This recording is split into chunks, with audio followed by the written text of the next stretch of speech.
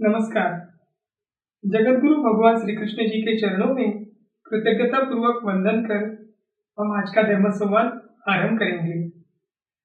सनातन संस्था एवं हिंदू जन जागृति समिति द्वारा आयोजित धर्म संवाद इस विशेष कार्यक्रम में मैं गुरुराज प्रभु आप सभी का हार्दिक स्वागत करता हूँ। बंधुओं, आज हम कोरोना नामक एक महासंकट का सामना कर रहे हैं। इस भयंकर महामारी पर आधुनिक विज्ञान के पास अभी तक कोई दवाई उपलब्ध नहीं है। ऐसी संकट की स्थिति में स्थिर रहने के लिए केवल अध्यात्म ही हमें आत्मबल और मनोबल दे सकता है, हमारा तनाव भी कम कर सकता है। आज अनेक देशों के डॉक्टर योग और ध्यान करने लगे हैं और इसी के साथ ओंकार का जप भी करने लगे हैं।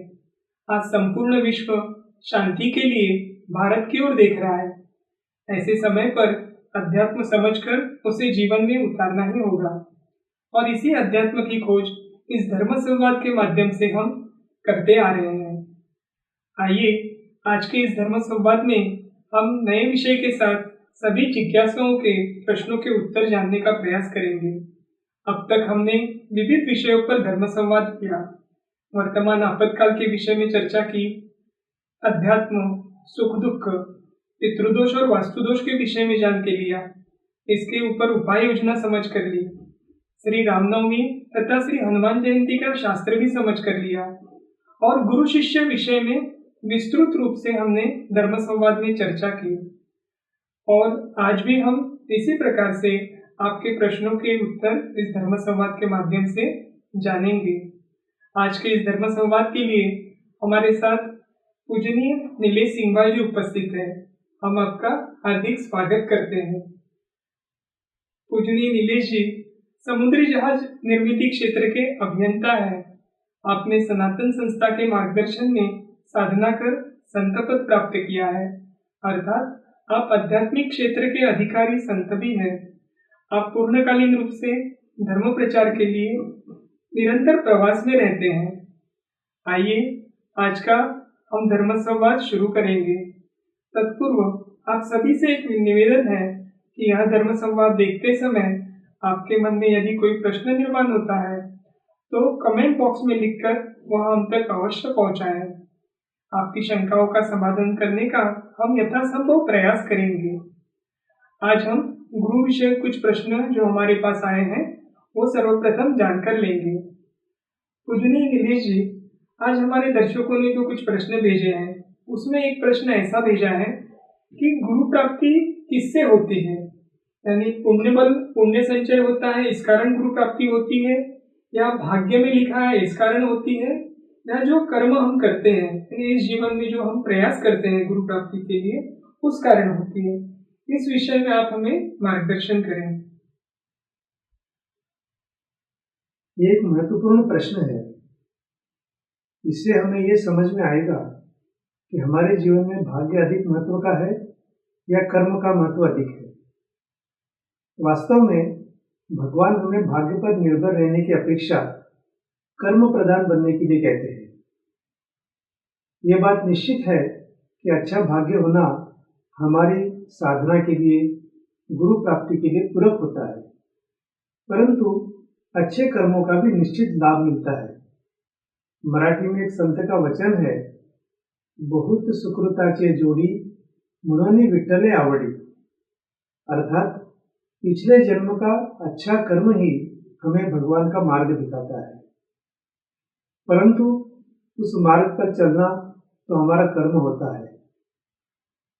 कलयुग के इस काल में मनुष्य के जीवन में 65% भाग पिछले जन्मों के कर्म के फल यानी कर्म के फल स्वरूप प्राप्त प्रारब्ध का है, तथा शेष भाग यानी 35% क्रियमाण कर्म का होता है।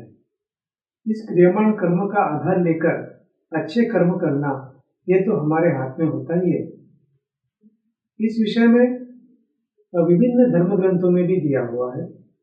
इसमें श्रीमद् भगवद गीता में स्वयं भगवान कहते हैं, प्राप्य पुण्य कृताम लोकानुषित्वा शाश्वती ही समाह शुचिनाव श्रीमंतान ये योग भ्रष्टो विजायते अथवा योगिनामेव कुले भवति धीमता एतद्धि दुर्लभतरम लोके जन्म यदि दृश्यम।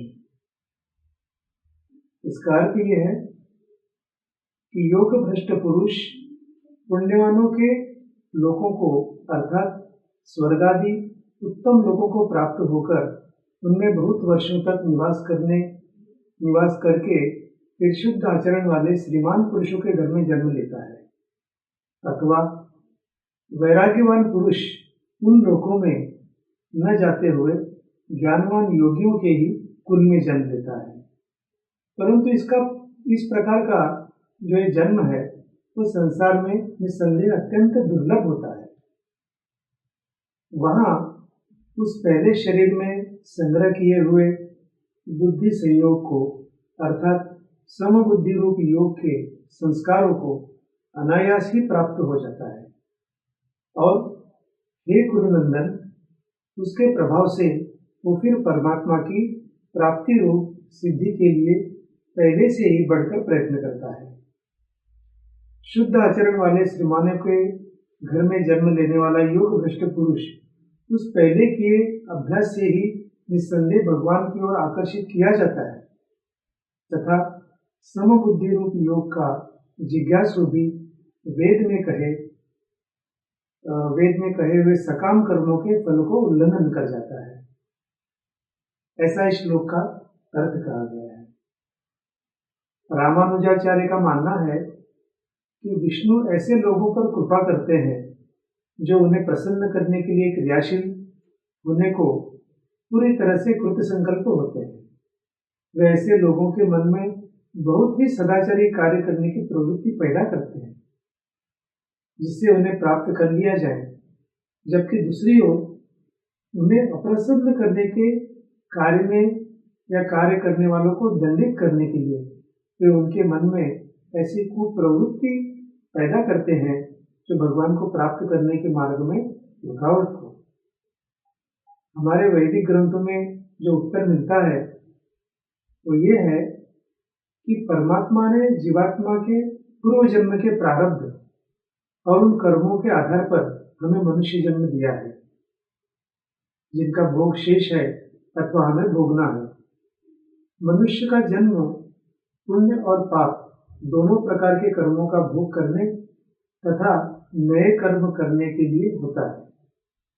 मनुष्य अपने आधे से अधिक पुण्य कर्मों के कारण मनुष्य जन्म का अधिकारी बनता है और पाप कर्मों के कारण उसे अपना पारिवारिक और सामाजिक परिवेश मिलता है। हमारे कर्म जितने अधिक पुण्यकारी होंगे उतना ही अधिक अच्छा और अनुकूल परिवेश जीवात्मा को प्राप्त होता है। पाप कर्मों के कारण हो सकता है कि हम किसी निर्धन या रोगग्रस्त परिवार में जन्म लें, वहां हमें उन पापों के कारणों से रोग भोगना पड़ सकता है तथा हमारे जीवन की परिस्थितियां अत्यंत जटिल और संघर्षमय हो सकती है। यदि केवल यह मान लें कि जो भाग्य में लिखा है वही मिलेगा तो जीवन और अधिक जटिल हो जाएगा। हमारा स्वभाव ऐसा हो कि स्वयं का भाग्य अपने योग्य क्रियमान कर्मों से बने, न ही ये मानकर चलने वाला हो जो किस्मत से होगा वो मिलेगा ही। कई बार लोग इस विश्वास में कर्म और प्रयासों से मुंह मोड़ लेते हैं। इस कारण उन्हें सफलता नहीं मिलती है, असफलता का सामना करना पड़ता है। भाग्य को मानने वालों को कर्म में विश्वास होना चाहिए। भाग्य का रास्ता कर्म से ही होकर गुजरता है। कोई कितना भी अच्छा भाग्य वाला क्यों न हो, कर्म के सहारे ही आवश्यकता उसे पड़ती ही है। अब श्रीमद् भागवत में भी लिखा हुआ है कि भाग्य को बदला नहीं जा सकता, कर्म बदले जा सकते हैं। कर्म बदलने से भाग्य भी बदल जाता है। इसीलिए कहा जाता है कि भाग्य मनुष्य की मुट्ठी में होता है, क्योंकि कर्मों का कर्ता मनुष्य ही है और कर्म ही परिस्थितियां से मिलकर भाग्य बनाते हैं। इसलिए भाग्य का कर्ता भी मनुष्य है। कोई मनुष्य सीधे भाग्य तो नहीं बदल सकता, उससे पहले कर्म बदलने पड़ेंगे। इससे हमें यह स्पष्ट होता है कि गुरु प्राप्ति के लिए केवल भाग्य पर निर्भर न रहते हुए भाग्य के साथ साथ कर्मों की जोड़ देना जीवन में आवश्यक है, यानी साधना करना आवश्यक है।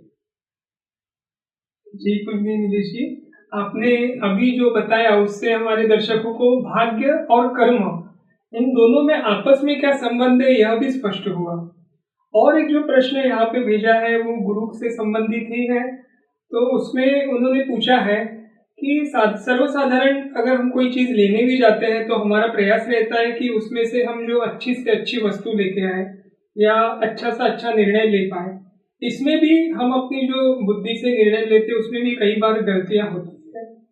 तो जो गुरु हमें जीवन में करना है, गुरु जो ढूंढने हैं और गुरु करना है, इस मामले में भी हम लोगों से गलतियां हो सकती है।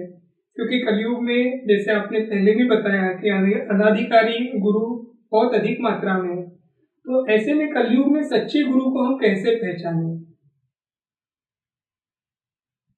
यह अच्छा प्रश्न है। गुरु ढूंढने से नहीं मिलते हैं, क्योंकि गुरु तत्व सूक्ष्मतम है तथा साधक को केवल स्थूल का एवं कभी कभी थोड़ा सूक्ष्म का ज्ञान होता है। अध्यात्म में शिष्य गुरु को धारण नहीं करता है, अपितु गुरु ही शिष्य को अपनाते हैं, अर्थात वे ही शिष्य को चुनते हैं तथा उसे तैयार करते हैं। जब साधक का आध्यात्मिक स्तर 55% से अधिक हो जाता है तो गुरु स्वयं उसके पास आकर उसे शिष्य के रूप में स्वीकार कर लेते हैं। किसी साधक का आध्यात्मिक स्तर केवल 40% हो परंतु उसमें तीव्र मुमुक्षुत्व हो, यानी गुरु प्राप्ति की तीव्र लगन हो, तो भी उसे गुरु प्राप्ति होती है। तात्पर्य यह है कि गुरु ढूंढने हेतु प्रयत्न करने की अपेक्षा हमें शिष्य बनने का प्रयत्न करना चाहिए, अपने अंदर शिष्य के गुण लाने का प्रयास करना चाहिए। यहाँ जो प्रतिशत की जानकारी अभी मैंने बताई, जैसे 55% बताया, इस विषय में मैं बताना चाहता हूँ कि सत्वगुण की मात्रा पर आध्यात्मिक स्तर निर्भर रहता है। सत्वगुण की मात्रा जितनी अधिक होती है आध्यात्मिक स्तर उतना ही अधिक होता है। सामान्य व्यक्ति का आध्यात्मिक स्तर 20% होता है, जबकि मोक्ष प्राप्त व्यक्ति का आध्यात्मिक स्तर 100% होता है। दूसरी बात यह है, जो आपने परखने की बात कही है, गुरु को परखा जा सकता है क्या, इस विषय में बताना चाहता हूँ कि यदि हम ऐसा सोचें कि गुरु को परखने के पश्चात ही उन पर श्रद्धा रखेंगे तो उनकी परीक्षा लेनी पड़ेगी, और परीक्षक का पद परीक्षार्थी की अपेक्षा हमेशा ही ऊंचा होता है। यदि आप अपने आप को परीक्षक मानते हो तो परीक्षार्थियों को गुरु कैसे मान सकते हैं? मैं अमुक गुरु का शिष्य हूँ, ऐसा समझना योग्य नहीं है। गुरु को ही कहना चाहिए कि ये मेरा शिष्य है। यदि कोई युवक स्वयं ही मन से सोच ले कि अमुक युवती उसकी प्रेमिका है तो इसका कोई लाभ तो नहीं होगा ना। युवती को भी उसको स्वीकारना चाहिए, तभी होगा। उसी प्रकार से गुरु शिष्य का संबंध भी कुछ इसी प्रकार का है। गुरु ने ही कहना चाहिए कि मेरा शिष्य है। हमें कभी भी जाके ये कहना नहीं चाहिए कि ये मेरे गुरु है, या गुरु को ढूंढने के बजाय हम स्वयं शिष्य बनने के अच्छे प्रयास करें, अच्छी साधना करें।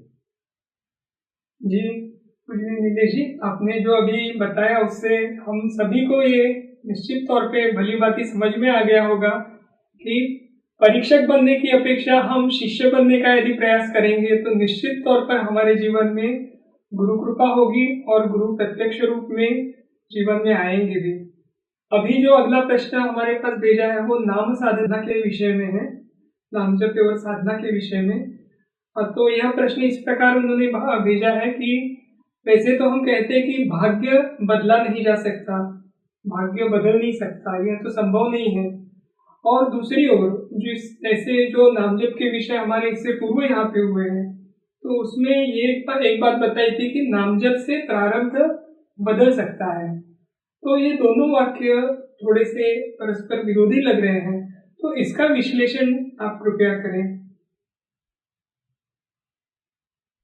इसमें श्रीमद् भागवत के स्कंद 6 अध्याय 2 और श्लोक 18 में आता है कि जिस प्रकार सोच समझकर डाला गया अथवा अनजाने में गिरा अग्नि काष्ठ को जला देता है, उसी प्रकार पवित्र कीर्ति ईश्वर के नाम का उच्चारण विचारपूर्वक अथवा सहजता से भी करने पर वो नाम रूपी अग्नि मनुष्य के समस्त पातकों को नष्ट कर देती है। इसीलिए नामजप से पातक या प्रारब्ध अवश्य नष्ट होता है, पर इसका शास्त्र क्या है समझ कर लेते हैं।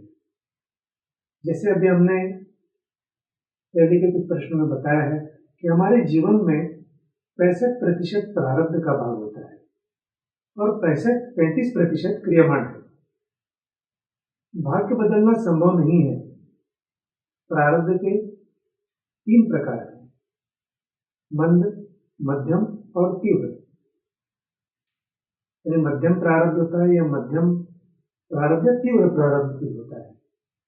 नाम साधना से मंद प्रारब्ध नष्ट हो जाता है, नष्ट हो सकता है। मध्यम और तीव्र प्रारब्ध केवल गुरु कृपा से टाले जा सकते हैं, किंतु नाम साधना से प्रारब्ध भुगतने में सहायता अवश्य मिलती है। जैसे शल्य कर्म अर्थात ऑपरेशन के समय शरीर को शून्य करने से शल्य कर्म के कारण जो वेदनाएं होती है वो हमें अनुभव नहीं होती है। उसी प्रकार नाम साधना से बड़े बड़े प्रारब्ध भुगतने का बल हमें मिलता है। इस विषय में मनुस्मृति में लिखा है कि अनजाने में हुए पाप नाम साधना से नष्ट हो सकते हैं, परंतु योजनाबद्ध किया हुआ पाप नाम साधना से नष्ट नहीं हो सकता है। तो ये बात हमें ध्यान में रखनी चाहिए। जी नीलेश जी, आपने जो अभी हमें इसका कारण बताया कि यह परस्पर विरोधी वाक्य न होते हुए यह एक दूसरे को पूरक ही वाक्य है, क्योंकि नामजप से ही हमें मंद प्रारब्ध भी जाएगा और प्रारब्ध भुगतने की क्षमता भी निश्चित निर्माण होगी। तो नामजप से ही संबंधित बहुत बार अनेक लोगों के मन में प्रश्न आता है, क्योंकि नामजप हमें एकाग्रता से करना चाहिए और वह मन एकाग्र नहीं होता है। तो मन को एकाग्र कैसे करें, ऐसा अगला प्रश्न हमारे पास आया है। ये बहुत अच्छा प्रश्न है और जो लोग नामजप आरंभ करते हैं उनके मन में प्रारंभिक अवस्था में ये प्रश्न आना एक स्वाभाविक बात है। इसमें हमें ये ध्यान में रखने की आवश्यकता है कि मन की एकाग्रता एक साध्य है, जो हमें साध्य करना है, वो हमारा साधन नहीं है। जिस प्रकार चीनी का गुणधर्म मिठास है, उसी प्रकार हमारे मन का भी एक गुणधर्म है और मन का गुणधर्म सतत विचार करते रहना अथवा विचार से उत्पन्न किसी भावना में रहना, यही मन का गुणधर्म है। नाम से आनंद मिलता है, फिर भी मन में अन्य विचारों की ओर हमारा मन भागता है। नाम जप पर मन एकाग्र नहीं होता, क्योंकि नाम जप आरंभ होने पर, तो नाम जप जब हमारा आरंभ होता है तो उस समय क्या प्रक्रिया होती है? उस समय अंतर्मन के जन्म जन्म के संस्कारों के कारण अन्य विचार पहले सभी के मन में उभरने लगते हैं, यानी वो विचार उभर के आना शुरू हो जाते हैं। उसके पश्चात अभ्यास से अन्य विचार धीरे धीरे घट जाते हैं। इसमें ध्यान देने योग्य बात यह है कि मन की एकाग्रता जप करने वाले का साध्य है, यानी आगे जाकर हमें ये एकाग्रता साध्य करनी है, लेकिन ये हमारा साधन या माध्यम नहीं है। मन की एकाग्रता के लिए हमें कुछ प्रयास अवश्य करने हैं, या इस प्रकार के प्रयास हम अवश्य कर सकते हैं। जैसे जप माला से हम जप कर सकते हैं। जप माला से मन एकाग्र होने में हमें सहायता होती है। फिर नाम जप के समय मन जब कुछ काम के विषय में या अन्य किसी विचार की ओर बह जाता है तो उसे कागज पर लिख कर रखें, जिसे बाद में पूरे कर सकते हैं। यानी वो कार्य हम बाद में पूरे कर सकते हैं, क्योंकि वो विचार मन में रखने के लिए बार बार नाम जप करते समय वही विचार आना शुरू हो जाते हैं। इससे अच्छा है कि कागज पर लिख के रखें। ऐसा करने से जप करते समय मन में वो विचार बार बार नहीं आएंगे। और एक अच्छा सुझाव है कि मन को सूचना दे, स्वयं सूचना दे।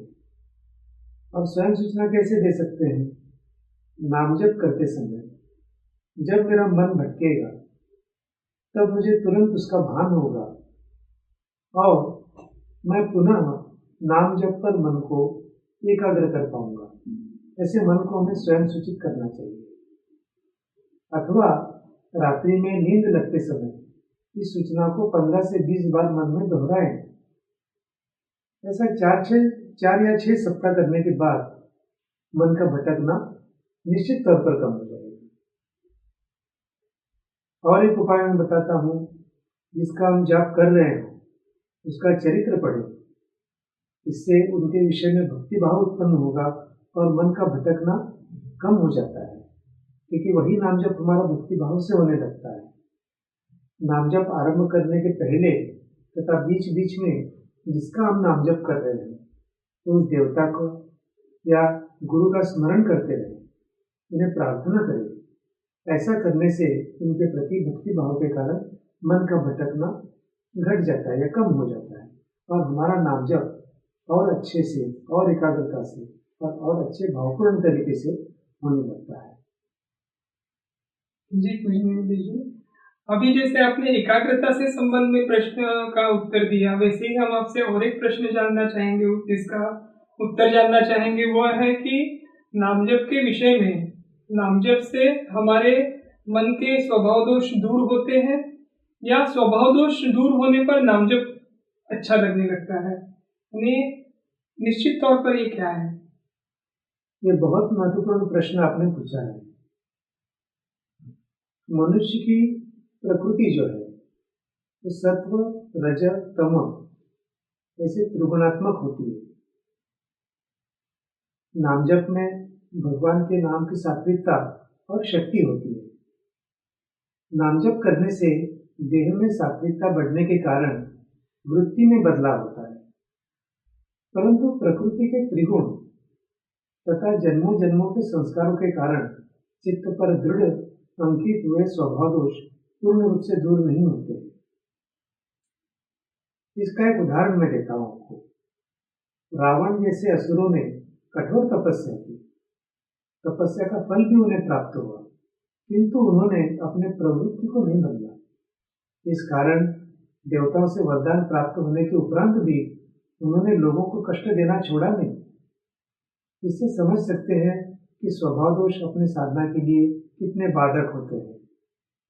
नामजप से जो चैतन्य हम प्राप्त करते हैं वो स्वभाव दोष के कारण भी घट जाता है। स्वभाव दोष में वो नामजप की शक्ति घट जाती है, अल्प हो जाती है। इसलिए नामजप की ऊर्जा हमारे आध्यात्मिक उन्नति के लिए ही मिले। इसलिए स्वभाव दोष निर्मूलन अर्थात हमारे अवगुण निर्मूलन हेतु प्रयास करना आवश्यक है। और इस प्रकार से जब हमारे अवगुण दूर हो जाते हैं तो निश्चित तौर पर हमारा नामजप भी अच्छा होने ही वाला है। जैसे किसी का निरर्थक विचार करना, या अगर ये स्वभाव दोष है और यदि वो ऐसे विचारों के निर्मूलन हेतु स्व सूचना लेता है तो उसका समय विचारों में व्यर्थ होने से बच जाता है और ये बचकर नाम साधना में सदुपयोगी होगा। इसीलिए नामजप से पहले अध्यात्म में महत्व है, वो है स्वभाव दोष एवं अहम निर्मूलन का। यह निर्मूलन कैसे हो, इसकी जानकारी सनातन संस्था द्वारा निःशुल्क सिखाई जाती है। आप सभी इसका अवश्य लाभ लें। स्वभाव दोष एवं अहम निर्मूलन के विषय में सनातन संस्था द्वारा कुछ ग्रंथ भी प्रकाशित किए हैं, वो ग्रंथ आप अवश्य ही पढ़ें।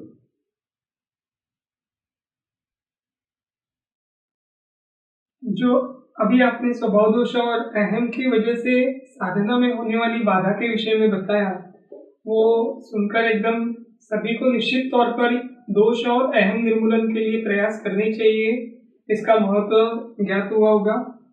और दूसरा, अभी नाम से संबंधित जो प्रश्न हमें भेजा गया है वो मैं आपसे पूछना चाहूँगा कि नामजप करने की अपेक्षा सुनने में अच्छा लगता है, तो ऐसे में क्या करना चाहिए?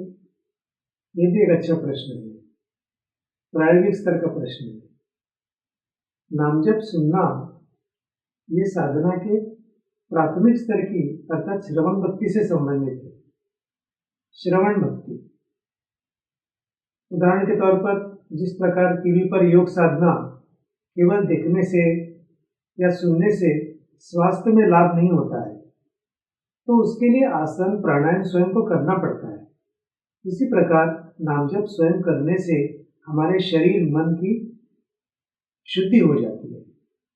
नामजप स्वयं करने से उस देवता के तत्व का हमारे शरीर पर प्रभाव होता है, उसकी अनुभूति भी आती है। नामजप स्वयं करने से मन की एकाग्रता साध्य होती है। प्रारंभिक स्थिति में नामजप सुनने के साथ ही धीरे धीरे उसी लय में स्वयं नामजप करने से मन को नामजप की आदत लग जाती है। आगे की स्थिति में श्वास के साथ नामजप जोड़ने से अजपाजप अर्थात श्वास के साथ वह स्वयं होने लगता है। इससे हमारे मन में अन्य कोई विचार भी नहीं आते तथा आनंद की अनुभूति होने लगती है। इसीलिए प्रारंभिक अवस्था में यदि आप नामजप सुनना चाहते हैं, अवश्य सुनिए, लेकिन सुनते सुनते धीरे धीरे उसको अपने मन में उतारने के लिए, उसको कहने के लिए, नामजप करने के लिए प्रयास कीजिए और धीरे धीरे अपने मन में ही ये नामजप कैसे आरंभ रहेगा इसके लिए प्रयास करें। इसका आपको अधिक लाभ हो जाएगा। निश्चित तौर पर सुनने से हम अगले चरण में जाने का प्रयास जिस प्रकार से आपने करना है यह बताया, उससे हमें निश्चित तौर पे नामजप अंतर्मन तक ले जाने के लिए हम सुनने का ही कैसे उपयोग कर सकते हैं ये भी समझ में आया। तो अभी अगला प्रश्न जो भेजा है वो मंत्रों से संबंधित है कि मंत्रों में शक्ति होती है ऐसा हम कहते हैं, सुनते हैं, तो यदि मंत्र जप नहीं किया तो ऐसा होता है क्या कि मंत्रों की शक्ति कम होती है? ऐसा प्रश्न एक हमारे यहाँ जिज्ञासु ने भेजा है। मूलतः मंत्र इस शब्द में मन का तात्पर्य है मन और मनन, और त्र का तात्पर्य है शक्ति और रक्षा। प्रत्येक मंत्र की रक्षा के लिए मंत्र के देवता, छंद, शक्ति तथा कीलक होते हैं। जैसे श्री राम रक्षा स्तोत्र है, परंतु उसे मंत्र रूप भी माना गया है। राम रक्षा स्तोत्र के देवता, छंद, शक्ति और कीलक किस प्रकार से होते हैं वो मैं बताता हूँ। श्री सीता रामचंद्रो देवता अर्थात श्री सीता के साथ श्री रामचंद्र, यह इस मंत्र के देवता है। अनुष्टुप छंद अर्थात इस मंत्र की रचना अनुष्टुप छंद में हुई है। सीता शक्ति ही अर्थात श्री सीता इस मंत्र की शक्ति है। और श्रीमद् हनुमान कीलकम अर्थात श्री हनुमान इस स्तोत्र का शक्ति रक्षक है। मंत्र का उच्चार शुद्ध तथा श्रद्धापूर्वक करना आवश्यक है। मंत्र का मूल भाव होता है मनन। इसके लिए मंत्रों के जप के सही तरीके धर्म ग्रंथों में बताए गए हैं। अब शास्त्रों के अनुसार फल प्राप्ति के लिए मंत्रों का जाप नियमित शुद्ध उच्चार के साथ तथा अनुशासन पूर्वक करना चाहिए। श्रद्धा के बिना मंत्रों से फल सिद्धि नहीं होती है, इसीलिए मंत्र पूरी श्रद्धा और आस्था से करना चाहिए। मंत्र जाप करने वाले को यम नियमों का पालन करना तथा मन का संयम रखना आवश्यक होता है। मंत्र जाप का उद्देश्य निजी स्वार्थ की कामना पूर्ति के लिए अगर हो जाए तो उसका प्रभाव नहीं होता है। मंत्र जाप निस्वार्थ भाव से समाज के हित के लिए यदि किया जाए तो उसकी सकारात्मक ऊर्जा अधिक प्रमाण में होती है। अब गुरु मंत्र के बारे में, गुरु मंत्र के साथ देने वाले गुरु का संकल्प भी होता है। यानी गुरु मंत्र देते समय उसी में गुरु का संकल्प भी विद्यमान होता है तथा उनका आध्यात्मिक स्तर महत्व का होता है। यदि शिष्य गुरु को अपेक्षित कार्य नियमित रूप से करता है तो गुरु मंत्र से उसके जीवन का ही कल्याण हो जाता है। तो यही मंत्र के बारे में शास्त्र है। आपने जो इस मंत्रों के विषय में शास्त्र बताया, उससे हम सभी को मंत्रों का अर्थ भी समझ में आया, मंत्रों का महत्व भी ज्ञात हुआ, और मंत्र जप करने के लिए जो आचार है वो भी आपने हमें समझाया। इसके लिए हम आपके बहुत बहुत आभारी हैं। ऐसे ही मंत्रों से संबंधित अगला प्रश्न जो एक हमें जिज्ञासु ने भेजा है, वो गुरु शुक्राचार्य से संबंधित उन्होंने पूछा है कि गुरु शुक्राचार्य जी ने संजीवनी मंत्र गुप्त क्यों रखा था। तो इस विषय में उत्तर अपेक्षित है। शुक्राचार्य को दैत्य गुरु कहा गया है। उनके संदर्भ में एक कथा है जो मैं आपको बताता हूँ। देवता और दानव दोनों सदैव आपस में युद्ध किया करते थे। युद्ध के दौरान देवता और असुर दोनों ही अपने प्राण गंवाते थे, किंतु असुरों के गुरु शुक्राचार्य संजीवनी मंत्र अच्छे से जानते थे और इस मंत्र की सहायता से वे असुरों को पुनः जीवित करते थे। दानव मरते और फिर जीवित हो उठते, इससे उनकी शक्ति बढ़ जाती थी और देवताओं की शक्ति क्षीण हो जा रही थी। देवता शुक्राचार्य से किसी भी हाल में संजीवनी विद्या हासिल करना चाहते थे, किंतु यह कार्य इतना भी आसान नहीं था। देवताओं के गुरु बृहस्पति ने एक युक्ति सोची। उन्होंने अपने पुत्र कच्छ को शुक्राचार्य के पास भेजा। कच्छ को असुरों के बीच भेजने का उद्देश्य यही था कि वो अपनी सेवा भावना से, श्रद्धा और गुरु भक्ति से शुक्राचार्य को प्रसन्न कर संजीवनी विद्या प्राप्त करे, ताकि देवताओं की सहायता की जा सके। बृहस्पति के पुत्र कच्छ सभी गुणों में श्रेष्ठ थे। वे यौवन और सुंदरता की मूर्ति भी थे। साथ ही गुरु भक्ति और समर्पण की भावना भी उनमें कूट-कूट कर भरी थी। तो शुक्राचार्य की रूपवान बेटी देवयानी कच्छ के यौवन पर मोहित हो उठी और किसी भी कीमत पर उसे विवाहित करने के स्वप्न देखने लगी। किंतु असुर ये जान गए थे कि देवताओं की ओर से कच्छ आचार्य के पास अध्ययन करने के लिए आए हुए हैं और वे भयभीत हो गए। इसलिए भयभीत हो गए कि कहीं शुक्राचार्य संजीवनी मंत्र कच्छ को ना सौंप दें, क्योंकि यदि ऐसा हो गया तो देवताओं पर विजय प्राप्त करना कठिन हो जाएगा। इस कारण असुरों ने कच्छ की हत्या की, पर वे जब भी कच्छ की हत्या करते थे, शुक्राचार्य उन्हें फिर से जीवित कर देते थे। एक दिन शुक्राचार्य से छिपाकर वे कच्छ को मारने में सफल हो गए और उन्होंने कच्छ के अवशेषों को पानी में मिलाकर शुक्राचार्य को पिला दिया। वे इस बात से आश्वस्त थे कि अब तो किसी भी तरह कच्छ जीवित नहीं हो सकता, लेकिन इस बार जो हुआ वो उनकी कल्पना से भी परे हुआ। जब शुक्राचार्य को पता चल गया कि उनके शिष्य असुरों ने कच्छ की हत्या कर दी है, तो फिर से उन्हें जीवित करने का प्रयास करने लगे। इस प्रक्रिया के दौरान उन्हें पता चल गया कि कच्छ उनके पेट में है। अब शुक्राचार्य कच्छ को संजीवनी विद्या सिखाने के लिए विवश हो गए थे। संजीवनी विद्या सीखने के बाद कच्छ उनका पेट चिरकर बाहर निकल गया है। कच्छ संजीवनी मंत्रों को भली भांति सीख चुके थे और अब वो इस विद्या का प्रयोग भी करने लगे थे। उन्होंने इस विद्या की सहायता से सर्वप्रथम शुक्राचार्य को जीवित किया।